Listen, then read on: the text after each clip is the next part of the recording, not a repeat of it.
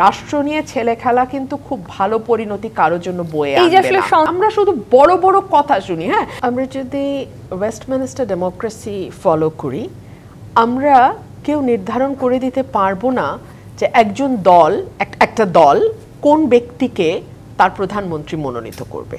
এটা কমপ্লিটলি দলের খুশি।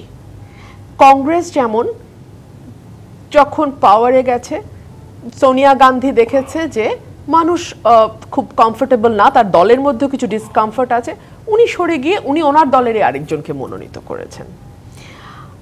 আমরা যদি ব্রিটেনের দিকে তাকাই, আমরা কি বলতে পারি যে ব্রিটেনে এই দল থেকে দুবারের বেশি উনি প্রধানমন্ত্রী হতে পারবেন না?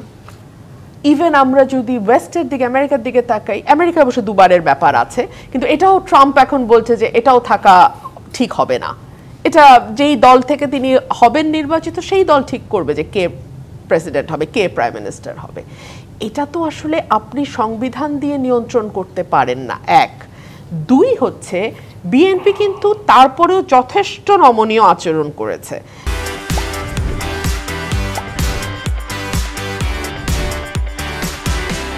2016 সালের ভিশন 2030 থেকে এখন 31 দফা পর্যন্ত যে সংস্কার পরিকল্পনা বিএনপি দফায় দফায় দিয়েছে, আপনি যদি দেখেন সেখানে বলা আছে একই ব্যক্তি মানে পরপর দুবারের পরে থার্ড টাইম হতে গেলে একটা বিরতি দিয়ে তারপরে তিনি আবার প্রাইম মিনিস্টার কমানোর কথাও বিএনপি বলেছে। একদম রাষ্ট্রপতি ও প্রধানমন্ত্রীর ক্ষমতার ভারসাম্য আনার কথা বিএনপি বলেছে।